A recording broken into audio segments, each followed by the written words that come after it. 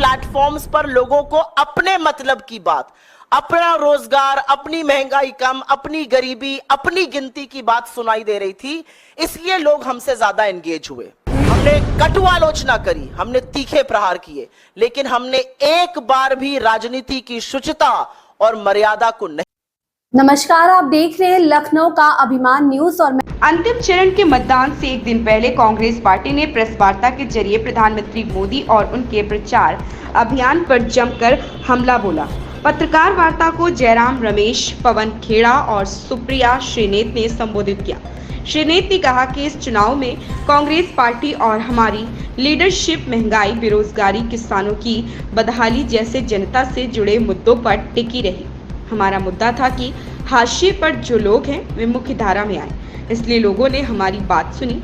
असलियत ये है कि इस बार के चुनाव का नैरेटिव कांग्रेस पार्टी ने सेट किया, जिससे घबराकर मोदी जी उलूल जुलूल बातें करने लगे।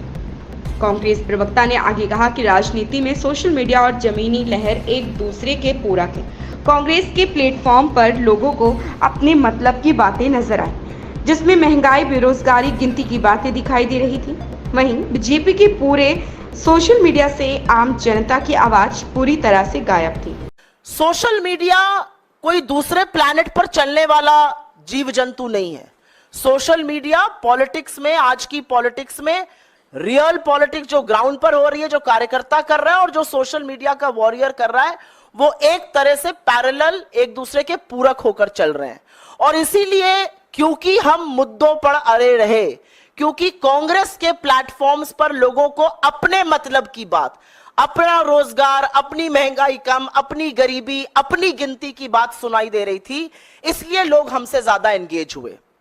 हमने ज्यादा एंगेजिंग कंटेंट बनाया, हमारा कंटेंट ज्यादा फ्रेश था, हमारा कंटेंट यूनिक था। हमने गुब्बारे दिखाए जिसको आप एक उंगली से फोड़ सकते थे। हमने महिलाएं दिखाई जिन्होंने कहा कि दिन भर व्हाट्सएप पढ़ पढ़ के जिस सरकार को बनाया है उसको हटाना है। और ये पूरा कुछ करने में हमने सरकार को कटघरे में खड़ा किया। मीडिया ने भी, हमारे मीडिया विभाग ने भी खड़ा किया, हमने भी खड़ा किया।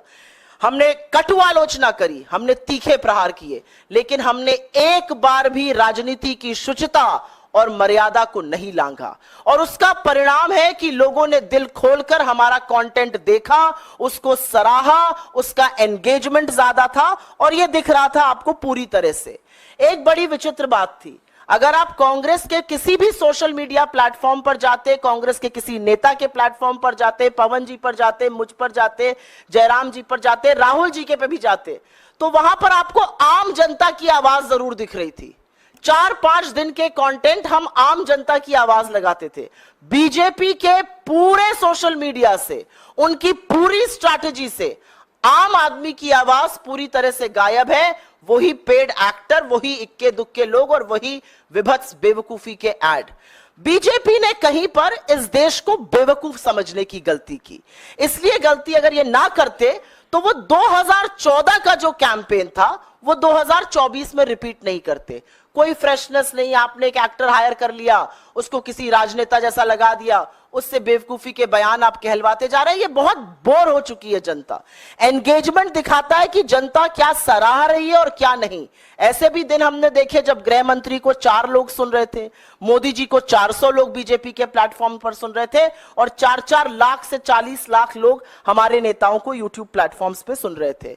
हमने रियल टाइम फैक्ट चेक किया, बखिया उधेड़ी, कलई खोली बीजेपी के और मोदी जी के हर झूठ की।